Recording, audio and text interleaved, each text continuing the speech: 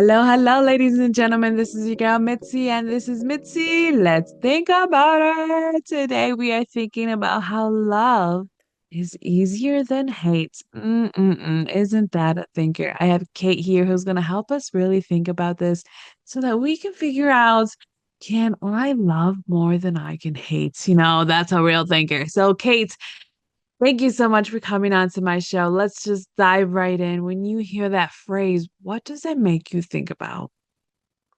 Hey, Mitzi, thank you so much. It is my pleasure to be here. And wow, I hope we can all love much more than we can hate because life is so much more fun that way. I think I learned this the hard way. Any big, powerful lessons, often we really do have to learn them the hard way. Yes, that is very true. I think it comes with hidden gifts. You know what I mean? They're like hidden little blessings. The way that you learn things the harder way because you gain a certain perspective, you gain context, you gain appreciation, you gain this value. I was just like, wow, it changes you in such a directory where you can't live life the same. When somebody has gone through homelessness, through hunger, through such big milestones in your life, it changes your perspective on food, on living, on so many things. So yeah, to implement love in our lives, how do we do that, Kate? I think I need to give you a little bit of backstory before I go to the action steps because I absolutely have the action steps for implementing more love. And, our listeners can make this relate to wherever in their life they might be feeling hate and they would love to feel more love. For myself, it relates specifically to why I stopped being an angry vegan. And again, people can probably relate to knowing the angry vegan or potentially even being one. My friends out there. However, Mitzi, I was the little girl who loved animals and ate animals, and I didn't think about what would need to happen for me to eat those animals until I had a particular conversation with a girl at school at 16 and she laid it out to me and I became vegetarian overnight. I didn't do it healthily originally. Fast forward about 23 years and I saw a documentary that laid out to me that even though I was vegetarian for the animals, those individuals were still dying for my food choices with the eggs and the dairy that I was still eating. And so I became vegan overnight.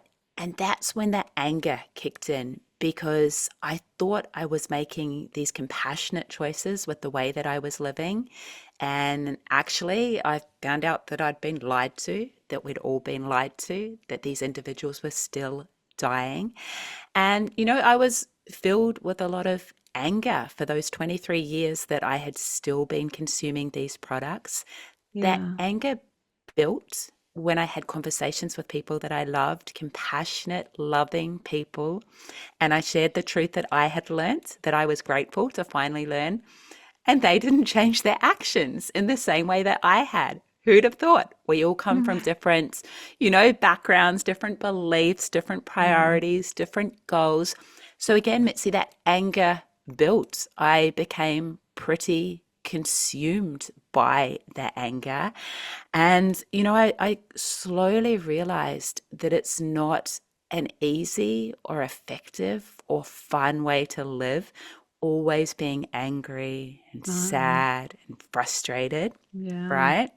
Mm-hmm. It's actually not an effective approach in selling or, I guess, presenting the lifestyle that you're looking to lead. And again, whether that's in relation to politics, religion, Anything, any sort of yeah. You discrimination, could right? I like mean, this fill in the blank, yeah. 100%, this relates to whatever is really super important to you, Yeah. whatever decision that you've made that aligns with your values and beliefs. If someone you love doesn't feel the same way and you present them with the anger and frustration that you're feeling and nothing else, it's not going to lead anywhere positive. It's not. It's not. I'm so glad you brought that up. Oh my goodness, I'm so glad you did because people don't think about this. People don't think about how we can hold anger for being misunderstood, for being discriminated against, for being judged inappropriately, you know what I mean? Or just knowing the truth or knowing your truth and not seeing why can't you see what I'm doing or see the same thing I'm seeing and just motivate you to change as well. Like that happens all the time. And me being a parent, oh my goodness, I can see myself sometimes getting angry when my children are just like moving the opposite direction when I'm just trying to put your clothes on. Like, just put your arm through this hole. You got one hole to put your hand in. Where are you going? Like, so I understand like these little things that, we could laugh out now and we could talk about so openly now. You know, it's a real thing that can build up with time if we don't express it and we don't actually communicate or acknowledge this is where our anger is coming from. So I guess back to what you're saying, and I'm sorry for interrupting you, but please go back to how we can implement this love then. How did you learn to implement it? Now I'm curious to know. Continue. Yeah, absolutely. I learned the hard way, and I want to share this so hopefully our listeners don't have to learn quite Yeah. such the hard way. However, backtracking probably about a couple of years into my vegan journey, I was now an animal rights activist. I was spending a lot of time with other vegans and animal rights activists, and that Mm. actually made it even harder for me to spend Oh, time with my non-vegan loved ones. I was okay. very much entrenched in this activist world. And my dear mum rang me up before Christmas one year, again, maybe about 6 years ago now, and she said, Katie, I don't know what to do about Christmas time because you're vegan, you're this animal rights activist, your father's the anti vegan, Christmas is all about food for us. I don't know what to do unless you want to mastermind a vegan feast and sell the family on it. And I was like, amazing. Definitely masterminding the vegan feast. Rather if you sell the family on it. Anyway, the feast went amazing. We had a beautiful Christmas. I cooked all this fantastic food. And the day before I flew home to Sydney, mum and dad lived in a separate state to me. The day before I flew home, mum said to me, Katie, will you watch What the Health with me? Now, What the Health is a documentary that I'd been emotionally blackmailing my parents to try and get them to watch ever since I became vegan because I thought that was the angle I'd get them on health, and they wouldn't watch it until mum became open to watching it after I'd gone to all that effort for the vegan Christmas. I sat Wow. down, I watched the documentary. Mum was super compelled by it after being a nurse for 30 years. She resonated with the fact that we've got a broken sick care system, not a preventative health care system. She said, I'm going to try this plant based thing for 2 weeks. Let's fast forward again another several years of mum not just being plant based for 2 weeks, of mum becoming pretty much full vegan, even pretty animal rightsy, watching all the documentaries. Our Oh, relation, it was amazing. So proud of her, so much respect. We grew even closer with that. And then here's the heavy bit, the super hard learning. Almost 3 years ago now, I got the phone call from my father that I always thought I'd be getting from my mother. I always thought I'd get the phone call from mum. Katie, it's your dad. Because dad wasn't healthy and dad didn't have a healthy mindset. And mum yeah. was the warmest, most generous, most giving, open hearted, generous person I've ever known. Anyway, my dear mum had died. And that was the phone call that dad was relaying to me. And that was obviously the hardest thing times a billion in my life ever, completely out of the blue. Oh, yeah. And two things, all the anger and frustration and sadness that I had been carrying towards all the non vegans in the world in my life, I didn't have any room for that anymore because all my sadness was taken up by the loss of my dear mum. And the second thing, I thought, with mum dying, with our relationship, I have zero regrets. She knew how much I loved and respected her, and vice versa. If it had been dad, I would have had regrets because he was the anti-vegan and it was causing huge conflict in our relationship. And so at that point in time, gradually, Mitzi, I began to, I guess, first have an awareness of what it Mhm. was costing me, having all this anger. I kind of Yeah. fast tracked, if I stay like this for 6 months, for 12 months, for 2 years, what is it going to cost me so far as my relationships, so far as my day to day joy? Yeah. And that is the first step. If we're getting actionable, for anyone listening, I hope you don't have to go through anything like what I went through. But the first step is whatever you are angry about, whatever you have hate about, bring to mind an awareness of what it's costing you right now in your life and in your relationships, and whether that's going to change if you Yeah. keep feeling that way. That is the first step. Okay. The The first step. second step, I brainstormed. So awareness is A, B is brainstorm the things that you can start doing and the things that you can stop doing to improve the situation. So, I stopped sharing some of those horrific videos that I used to share online. The videos that make the vegans and the non-vegans full of hate, Cringe. right? Yeah. They're just like they need to be out there. I'm grateful for the activists that took them. For my own self-preservation, I stopped sharing them. I stopped having those conversations, and we all know what they are before we walk into them. Whatever we're passionate about, often there are conversations where someone's just up for a debate. They don't really care. They don't even really they're not having that genuine conversation. They're just in Yeah. for it for the fun and the debate Yeah. and the challenge. Mm. And it means too much for you, so I don't go there anymore. I started sharing my delicious plant based food. I started sharing the happy, good news stories, the animal sanctuaries. I started following happy, positive people who led with love, not hate. Mm. And I started focusing on what I have in common with the people that I love, because we can all do that. Even if you have some big, huge values and beliefs and priorities that are not on the same page as your loved ones, you do still have lots in common as well. Probably even more things in common. If you hunt for them, you do still have those things. That's a very good point. I really like those ways to try to focus on loving again. And I think it comes down to just the power of choice. You know what I mean? Remembering we have the choice.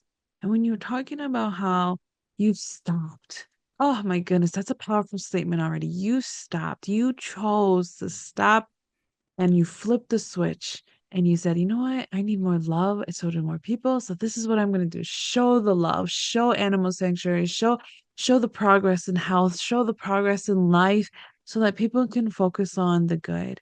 Because the good sometimes will just remind people, you know what? I can do it. Or they finally get ready. They finally get to that stage where, okay, I'm gonna start looking into it, do their own research, do their own understanding because everyone learns different, everyone perceives differently, and we live such a subjective life. You know what I mean? Like we could live and experience the same thing in time, but subjectively, it will both come out differently. So, those are very, very valid points of just starting to love and starting to process it. Because especially when you talked about most common things, you do not realize how many more things we have in common with each other as long as you start looking for them. Because we are so quick to differentiate people and segregate and discriminate in so many ways that we forget to realize one, we are human.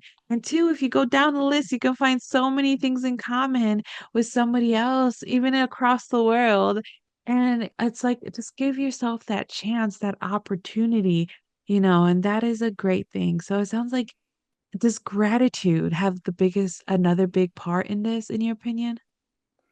Gratitude is everything. It's like a force maximizer. Gratitude just makes everything better, and absolutely, Very. yes, you are so right. I focus on it big time. I've also, I see my approach, the way that I now look to lead with love, compassion, and deliciousness. I see that as a way to honor my dear mum, right? I lost Oh, her. I'm yeah. grateful to have had her to help her energy, her amazing, warm, bright energy live on. How about I make it my mission to be even more like her? So yeah, absolutely. Gratitude is a huge part of it. And in the same way that we can choose to focus on what we have in common with the people closest to us, we can choose to find gratitude for the tiniest things. We've all got Yeah. big things to be grateful for as well, but it's even more fun when you just focus on every tiny little thing that is there that you can be grateful for. And strangely, what you focus on expands, right? So the more you focus on it, the more you experience it. Mm, there you go. I like that. I like that. So why do you think people stay in their hate? Why do you think people just choose to just sit in it? Well, speaking to myself, hate can stimulate action. It is a really powerful emotion, and Yeah. it did force me to take action and act in a way that I thought was making change in the world. Possibly it wasn't. Again, I was stuck in my own lens of, hey, if I'd met an animal rights activist at 16 years old, their angry approach would have worked on me. I would have been vegan overnight and I would have been grateful for that.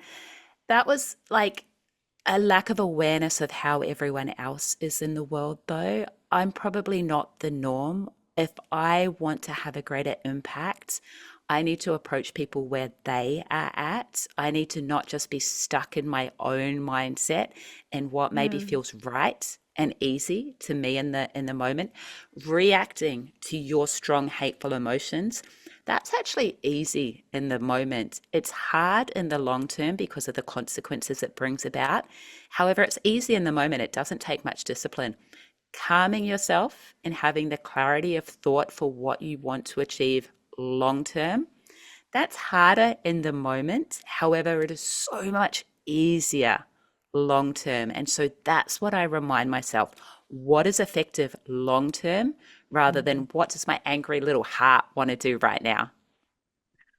I love that last part. What does my angry little heart want to do right now? I know you got to tame the heart. Like, stand down. We're Yeah, doing the right thing. Move on over. Let's keep going. 100%. Oh, I love that. So I love quotes. If you see my socials, I be posting quotes almost every day. So I have a quote here that I would love to know your opinion on. The quote goes, "You never lose love by loving. You always lose by holding back." Yeah, I haven't heard it before, and it is beautiful. And what it makes me think of is people match your energy and emotion. And in the same way that I'll use my father as an example, because we've made huge progress since mum died. There's still a long way to go. However, we've made huge progress. Even if I am holding back the judgy, hateful things I want to say with sheer discipline, he can feel that judgy energy coming out of me, and he matches it by being defensive and not supportive and that anti vegan that I've judged him as. Conversely, the better I get at leading with love and being open and demonstrative with it, it's amazing how that is matched. And I don't even know, I'm sure it's not conscious on his part.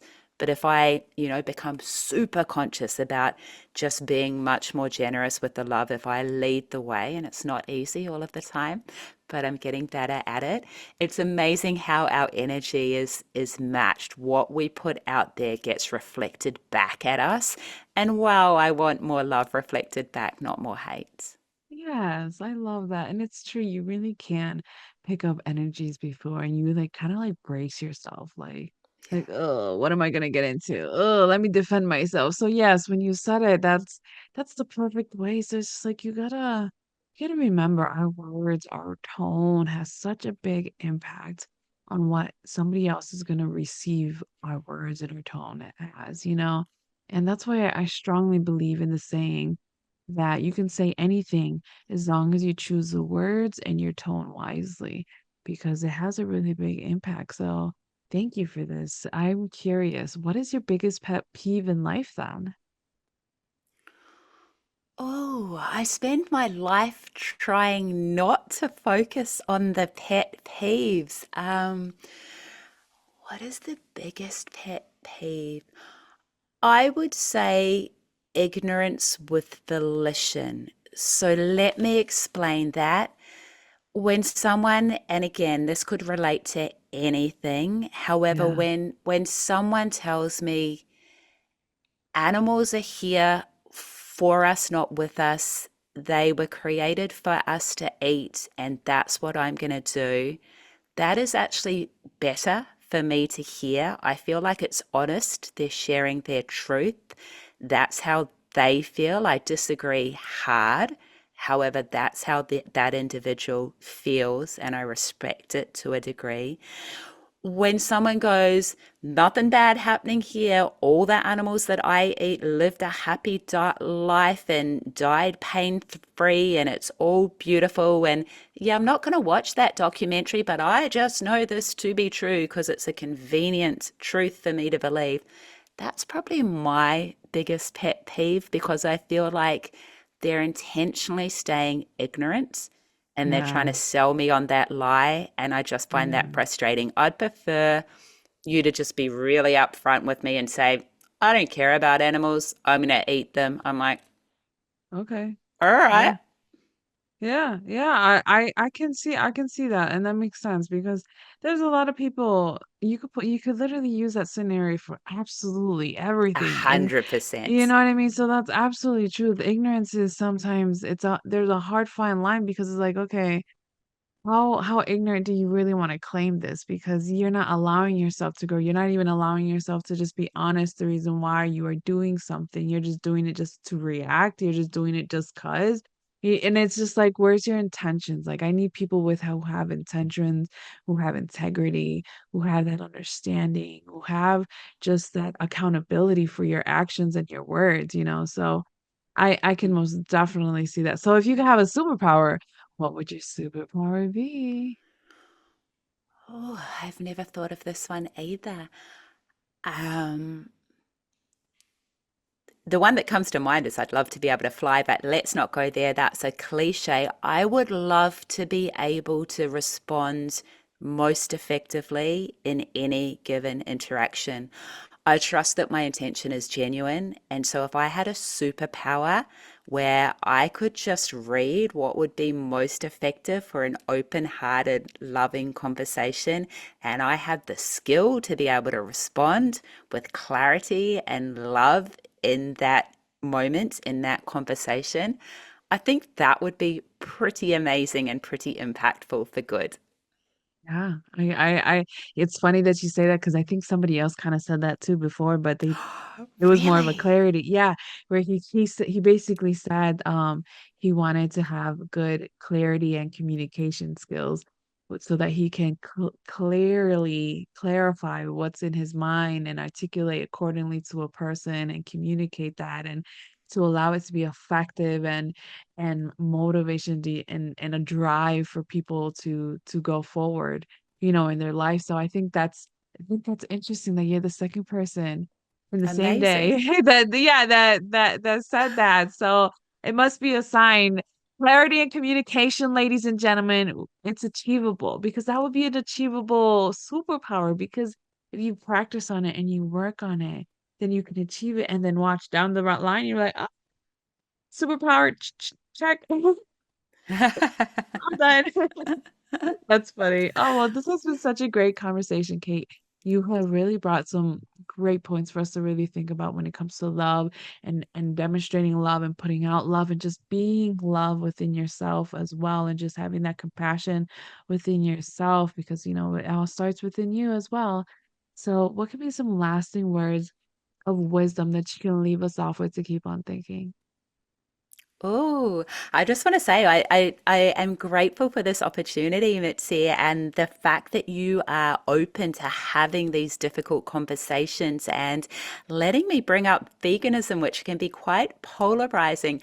And it is my intention to make it less polarizing and more about the love and compassion it should be based on.